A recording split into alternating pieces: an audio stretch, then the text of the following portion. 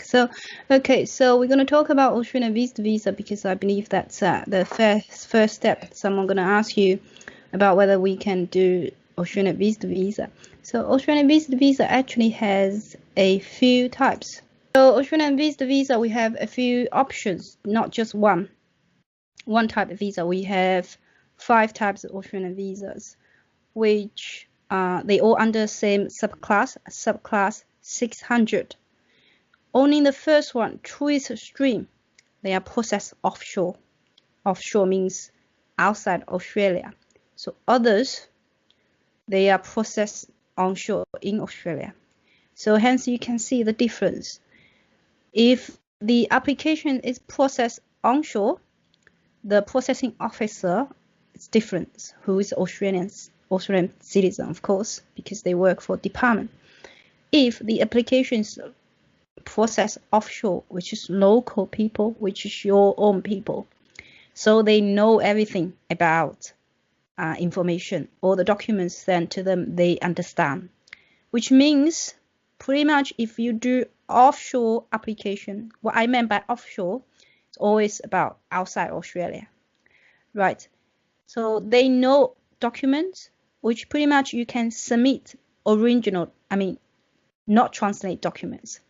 So if the client from Japan, they lodge offshore tourist visa in Japan, then they can submit Japanese documents. They don't need to be translated. So just bear that in mind. You don't need to spend money on that because they are local, same people as you. And the only right, most time high by the Australian Commission, the local case officer, the only thing they do in the office whole day is about to refuse people's tourist visa. So, and they have power. They have the power to do so. They have no problem by refuse someone's visa. They will have problems if they just randomly grant someone's visa. So the manager will ask them, oh, what's going on? Why you approve this person's visa? If someone, frequently approves some else's visa application, they will be investigated. Hence, tourist visa offshore. If you don't know anyone in the High Commission, tourist visa offshore for high-risk countries will be really, really difficult, very hard. So if you take this type of visa application, just tourist visa, just for sea sign, try to avoid just normal sea sign. Try to put them under other subclasses. You know later on why I meant by this. If, however, some clients say, I'm going to visit Australia, I'm just going to have a few days holiday, and they believe it's really easy, okay, because they can pretty much do by themselves. So a lot, but you need a lot of work for this. You have to ask them for a bunch of documents. They might just feel intimidated by asking, I just want to go to a visit. Why are you asking me these type of questions or documents? But because of high risk, because they automatically refuse application, tourist visas itself, it's really hard to get approved it. So you want to avoid this. Now, let me just go for the next one. Okay. Now, the first one, we just talk about tourist visa stream. And the second one is about family sponsor. Family sponsor, they need to be sponsored by an Australian citizen, permanent resident in Australia. So they can be a second generation, for example, auntie, cousin, nephew, brother, sisters. So just for the second generation, and parents, of course, kids. So they have to be Australian citizen and permanent resident. At the time of application, the sponsor has to be in Australia. So buying sponsor, the sponsor does not require to provide a lot of documents. It can be either side. So if the applicant does not have sufficient documents to provide their needs of return, no employment, the sponsor themselves can provide that. So it can be either side or both of sides. So document can be provided by either sponsor in relation to sponsor's employment contract, and a sponsor's bank statement showing they have a genuine income. Now, family sponsor most time have a condition called A50 503 condition. Majority. I don't see any exceptions in my experience. So A503 condition. It is a condition that prevents someone to lodge a further visa while they are in Australia. Hence, this type of visa is easily to be granted. Why? Because the cell itself, once it's granted, they can't lodge any other visas while they're in Australia. They ultimately impose this A503 condition on family-sponsored type visa. Most of the time, is the applicants it's less than 50 years old. The family-sponsored visa will have a condition which allow them to stay in Australia only for 12 months in an 18-month period. So which means if someone coming on the family-sponsored visa, they can only stay for 12 months and leave the country, stay outside of Australia for at least 6 months, then reapply. They can't apply immediately. However, if the applicants reach the age of 50, 55, occasionally they'll be granted more than 12 months. Sometimes it's 16 months, sometimes it's 18 months. It depends on the mood of the case officer. It really depends whether they're happy or not. So that it's no guarantee, but meant by business activities. So business activity doesn't have to be very formal. It includes general business or employment inquiry. If the client has got a job offer and they need to enter Australia for job interview, then this fall in the criteria of business activity. So then you can lodge this visa under business stream instead of tourist stream. If the client comes in Australia for the purpose of securing a contract, then yes, business activity, business stream visa. Contract, that's 2 contracts. And the other one, it's about most of the time, conducting legal inquiries. So some people might need to enter Australia in terms of work, but they can't provide a legal advice. For example, if a lawyer comes into Australia, they want to investigate, they should gather some information from witness, this type of thing. It's work type visa, but they can't provide advice. They can't send out letter while they're in Australia. They can gather information, they attend, just try to get witness statements, something like this. It's type of business related. The fourth one, I think you just mentioned before, it's trade fairs. They are invited to come here to the store to participate in trade fairs. They are invited here to be a speaker of a conference, or to attend a conference or attend seminars. Now, this is really wise according to policy. It doesn't have to be formal, which means if you got a conference invitation from a event bites, it's type of business activity as well. But if the invitation only sent by Eventbrite, you want to have a formal documents, including the invitation, the activity will be involved.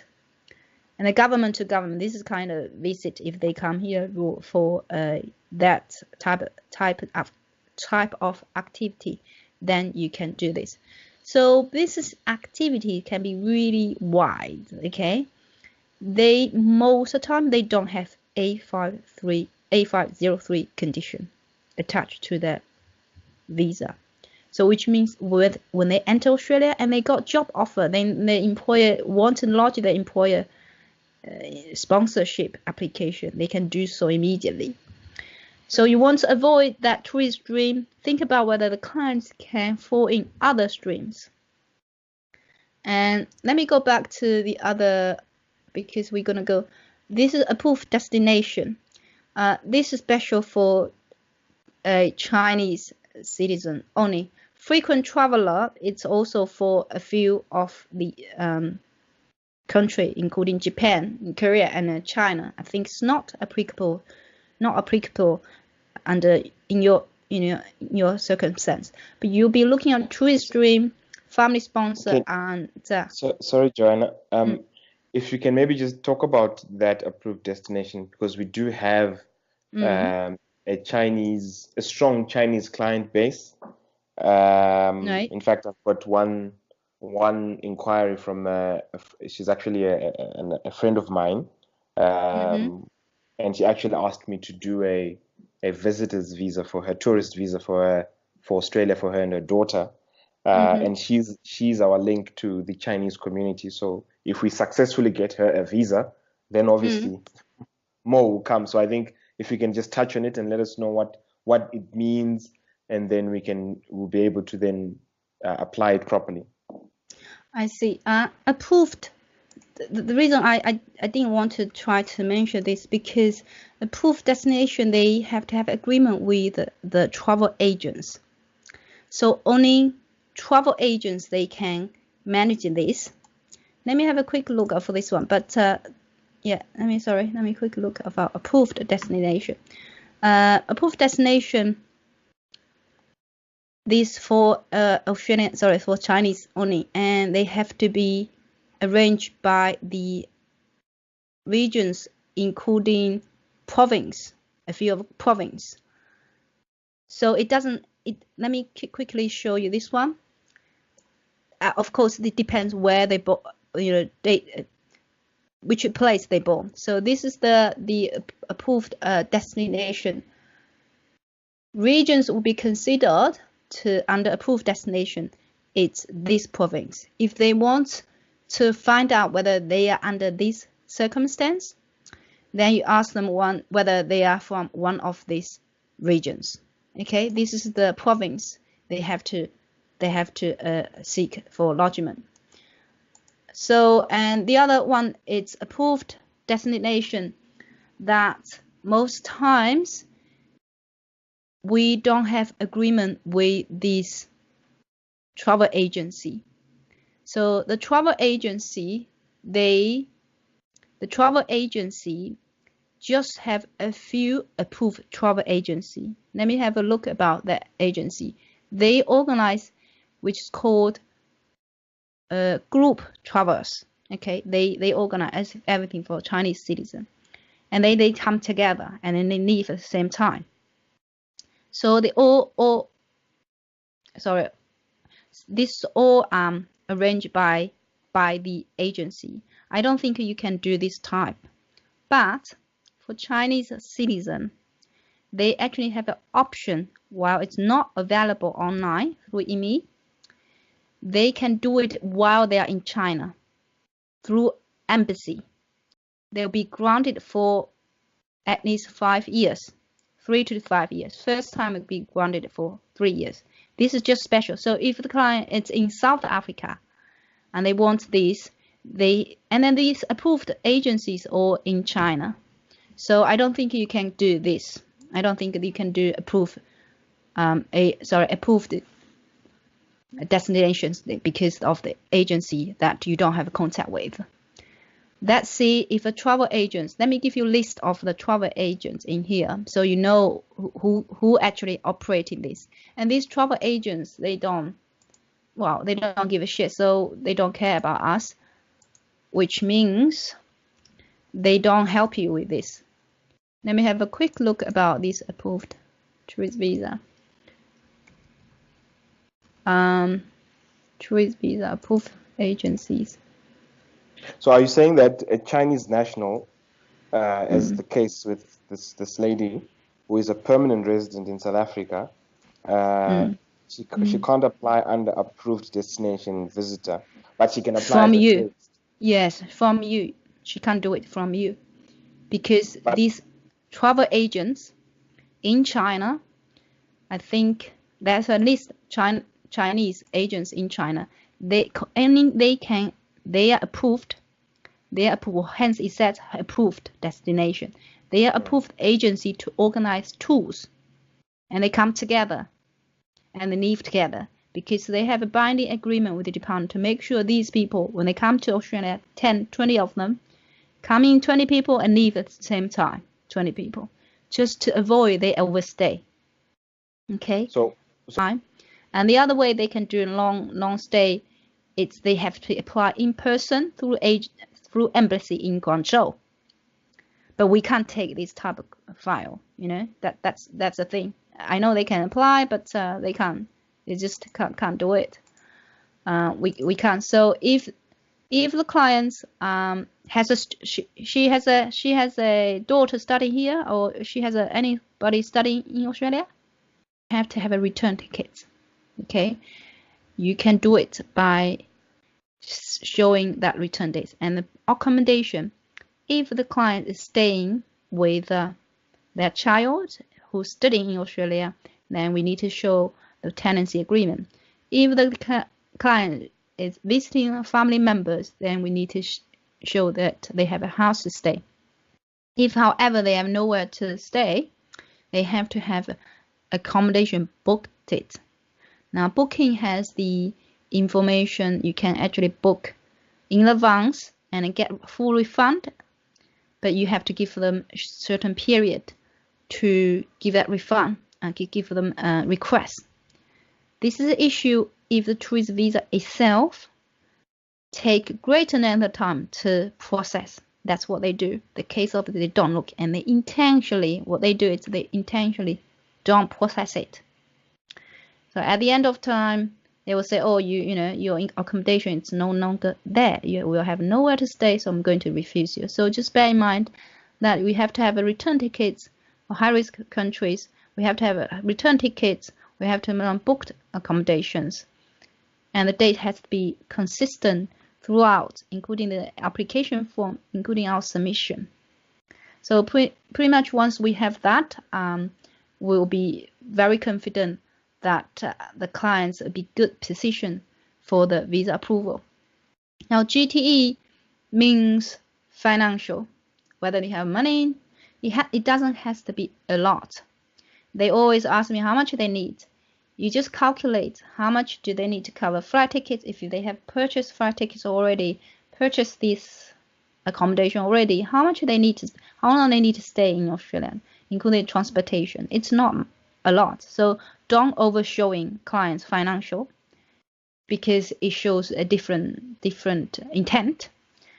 As long as they have sufficient financial to cover their stay, including food, accommodation, transportation, and all other tools, then that should be okay. I don't know how much they will spend, but a few thousand $US for 2 weeks should be okay to cover all. I know they will consider. I think I can send this slide to you later. So you use that as a checklist. They will consider this previous visa compliance. This means whether they overstay or overstay in any other countries. Particularly has to be countries including Canada, New Zealand, US, Canada, and European countries. So, but they have a record for this. We have to ask client to declare this. I have a client who actually did not declare, and they have a major issue later on because department believe they are, not honest. Intention to comply. This is just really silly requirement, but which means you have to write a statement, say, I do intention, you have to have intention to comply all the conditions. I understand my visa expired date will be 3 months after I enter Australia. So intention, it's written. Personal circumstances, whether these people, so I actually have a quick scenario. One of the agents, he then approached me. He said, "Oh, this lady who applied for this visa and got refused simply that the case officer said, I do not believe you're gonna travel alone without your husband." So they could have just stayed this type of thing, but this is terrible. I think this is terrible. But personal circumstances, you can see the case officer is local, and he or she understands the situation. And if this is culturally acceptance for a woman to travel alone without husband, if it's not culturally acceptance, then they will cast doubt. They use this kind of thinking. And then tourist visa, if you lodge offshore, you can't appeal. So that's a major issue here. So if you lodge, then you can't get approved, and people will say everything about you. You can't do the work correct. Now, whether these clients credible, whether they hide anything, they have a criminal record, or they got refused in other countries. If a client asks you, can I say if I refuse any other countries, you have to ask them to declare. Refusal itself is not a big issue. You know, you can be refused any other visa as long as you're honest. And department now, they are really clever. They have system. You can check out any other refusals issued by Canada, US, UK, and New Zealand. So we have to be a credible person. We have to be honest. And document cannot be fraudulent. Other agents not registered, they provide these fraudulent documents. Sometimes it can bypass and get visa approved. I have no doubt of that. But these will, if the client being caught, even later on in their life, you know, first time the visa is approved, then they apply PR later and then be caught for that one. The bank, they will be automatic cancellation of visa, of course. If the client was not approved and they found they provide fraudulent documents, then the ban will be 10 years, up to 10 years, which means they can't enter Australia within 10 years. And even that 10 years period is passed, they can't, the case officers can still say, I just don't like you. No. So fraudulent document we want to avoid. And of course, if documents submitted by the clients, we cannot determine. We can't determine whether it's good documents or bad documents. If we have difficulty in relation to this, we just ask them, do you think, you know, we ask the client, tell me if this is one it's good documents or not. You're gonna have issues later. If they insist this is a good document, this is correct one, we ourselves, we have no capacity to determine whether this is a correct or incorrect documents. Okay, whether this is fraudulent or not, we have no capacity because we are not trained to detect. We are not case officer. We are not working the border. But having said that, we have to advise them, say, look, I believe this is not good one. You have an issue. If you insist, it's your problem. You're gonna make final, make sure they don't come back after you. Lots of time, a client's potential, the intention to provide fraudulent documents, they will come after you. They will say, you didn't tell me this. So bear in mind, that in mind. Credibility means whether they are a good person, provide good documents, genuine documents. A lot of clients can get away with it, actually. I know a lot. Purpose and period stay. So you have to be justifiable. Even they just want to visit for case officer back in your country, they just don't like it. They just don't like you go out for holiday.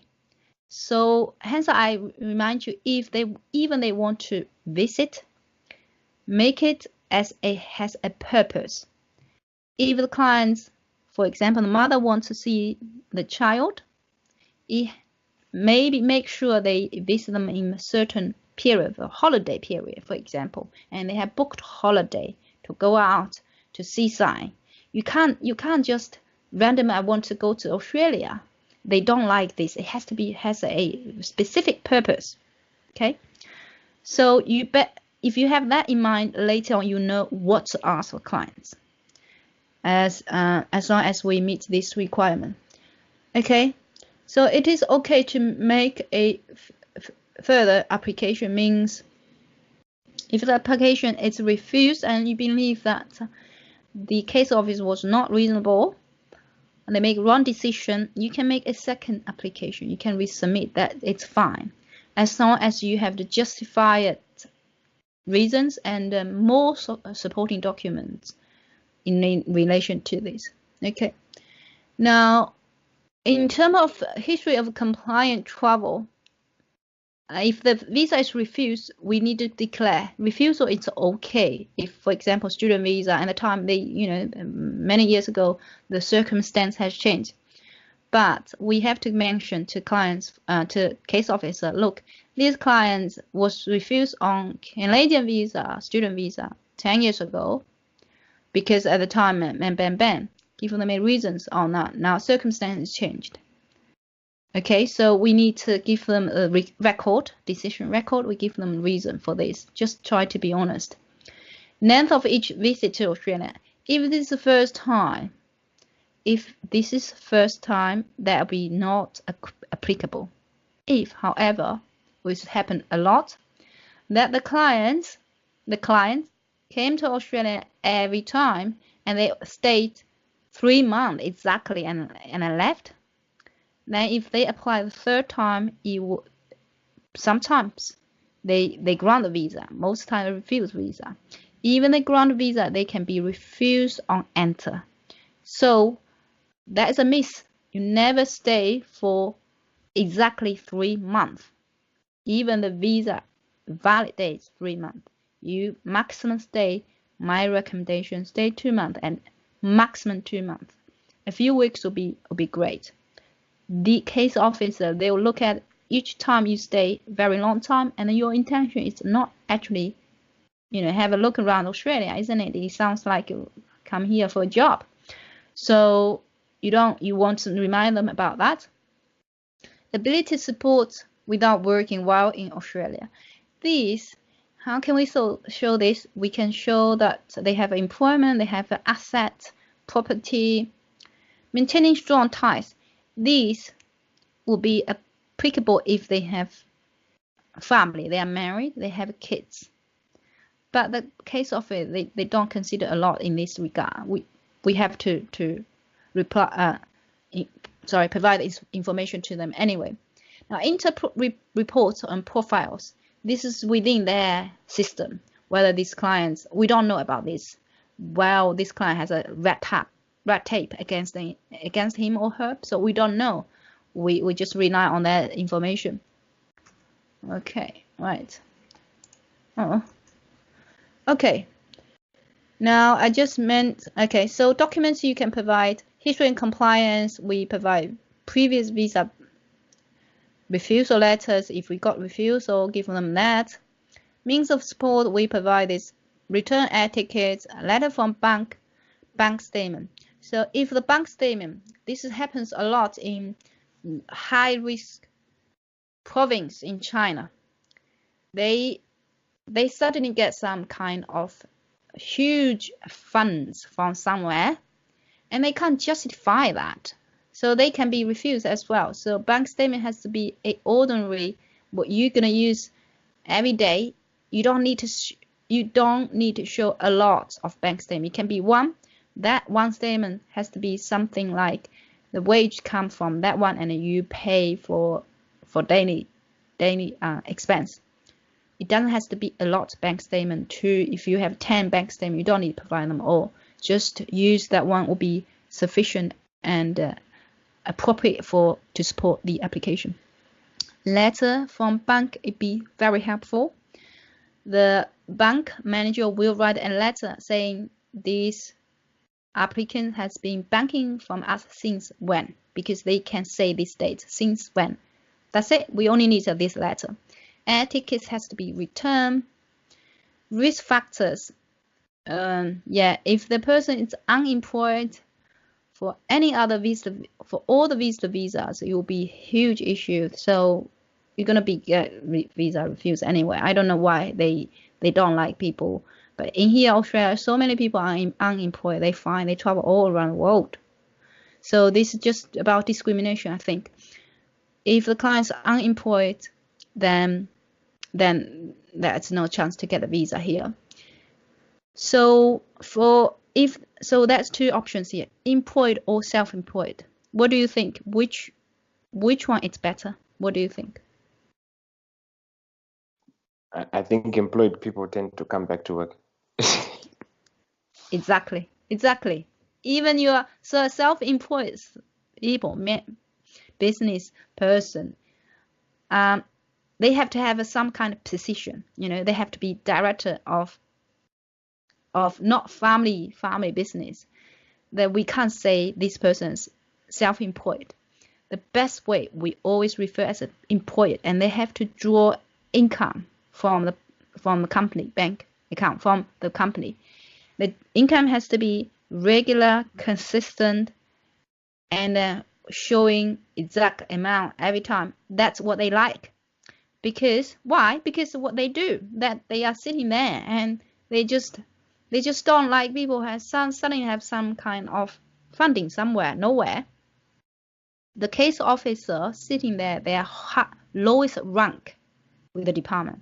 Do you know? So they are lowest rank, which means they are employed person, hardworking, yeah, has minimum pay. So their situation reflect their attitude, which means employed for them as if you have a full-time employment seems better for the profile. Right, I did cover these business activities. So for any other non-business activities, for example, when they come here to work, of course, you're not going to mention that. Perform specified work. It's different type of visa. It's 400 visa. Making direct sales. So last time you mentioned about we're gonna do a trade fair. But they're not going to sell the product. That's fine. They would take it back. That's okay. That's not an issue. Providing training, unpaid training. So for example, if I go anywhere, if I'm not Australian, so if I come to Australia to do a training and I'm not getting paid, and that will be not business at all, because this is training. Presentation, if they have a conference or presentation that is supposed to be paid, then that's not a business activity. Domestic staff, sometimes they come with their own boss and who are CEO in this company, and they can't use because they have a special visa for them. So providing legal advice for lawyers, they can do that, they can come here to conduct some to gather some information or documents or conduct witness statement, something like this.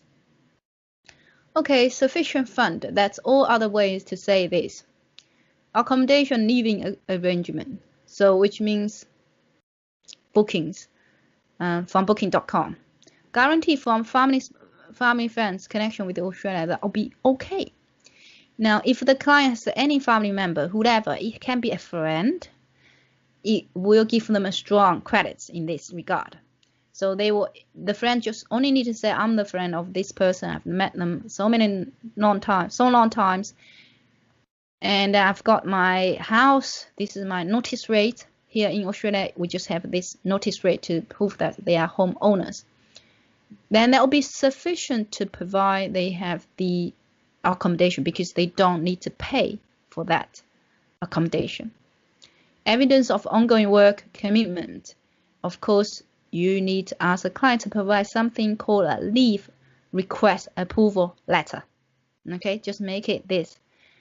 If you want template, I think I have some of them. So if they want to say, the employer, we're going to issue them a letter, say, I hereby approve your request for such as activity in Australia, and I request you to return by certain time, by certain day. Evidence of ongoing. So this means a commitment. I have to go back to the home country because I have work, right? Now, employment contract. So if high risk clients, we want to provide everything we can. Employment contract, pay slips. If we don't have that, we provide something else. Account balance means bank statement. Savings history, and then the bank gonna write a letter, say this client has been banking with us since when, and that's the saving amount, current saving amount. Age is 75, then we have to do this health insurance. Most of the time for tourist visa, it's just their own work. If they want to purchase health insurance, they can do so after they arrive in Australia. Okay. Oh, I've been checklist. Oh, sorry, I have been self-talking. Yes, any questions?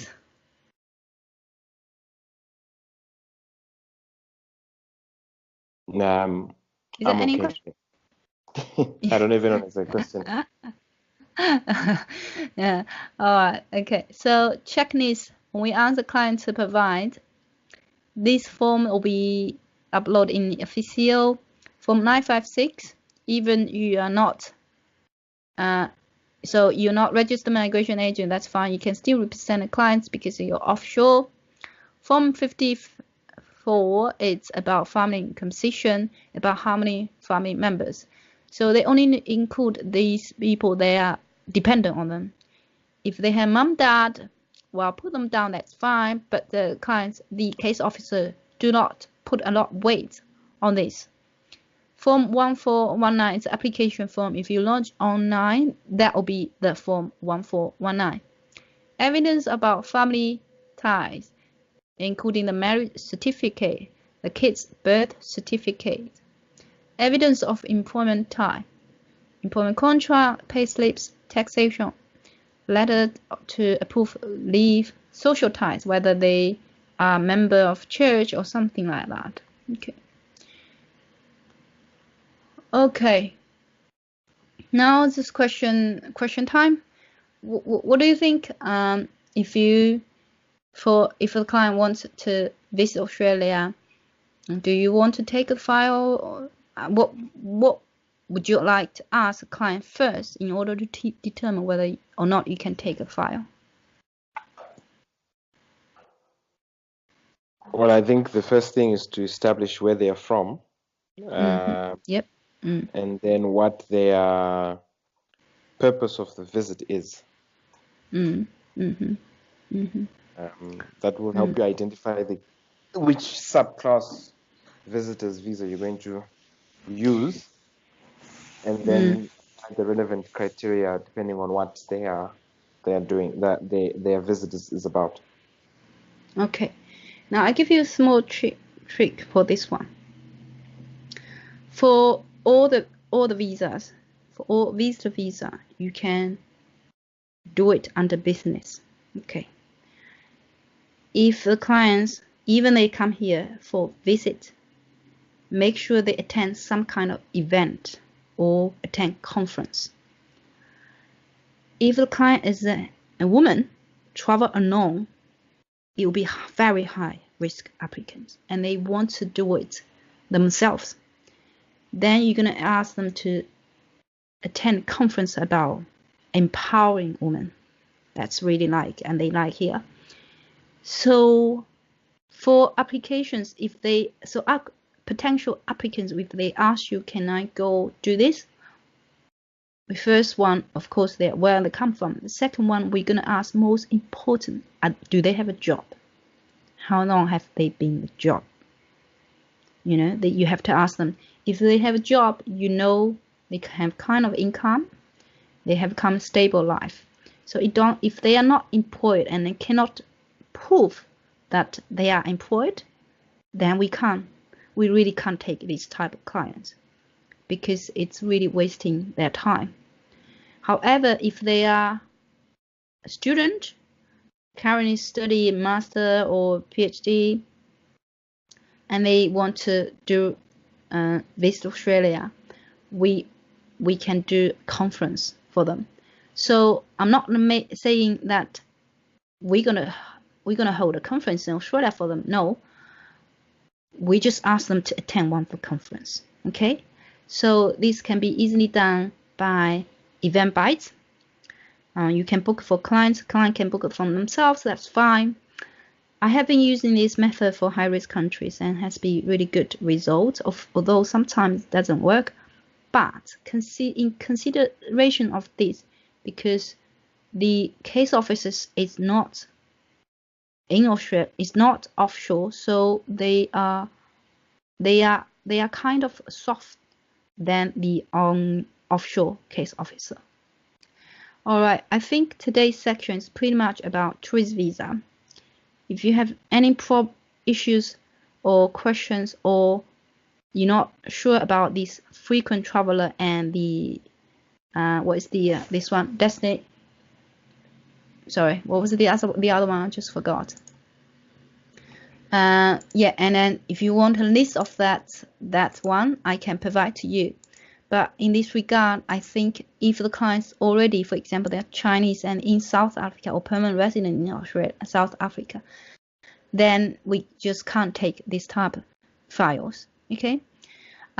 For tourist visas, most of the time, apart from family-sponsored visas, you can actually, when you do the submission, you can invite the case officer to give you a request on bond. So meaning we are happy to provide bond to Australia government. If they overstay, the government can take money. So this gives you a strong intention that they're going to return their own country. Submission for tourist visa effort, it's a lot effort with very minimum income. I would say if you want to take 1 or 2, that's fine. But you can't charge a lot because they believe they can do themselves. In consideration of the amount of work involved, I would say visa, it's really same effort you're gonna do for employer-sponsored visas. Pretty much 80% of effort. But employer-sponsored visas, you can charge up to 5,500 or 6,000. For tourist visa, charge 1,000. It's not sometimes worth it to do it. But if the client, this is really about what we can do or not. If the client asks, we say, yeah, I'm gonna for Chinese clients, yeah, we can do it. Why not? Right? We just create something for them, and to try to select the most applicable stream for them. There'll be a lot more visa coming through, including new parent visa, new parent visitor visa.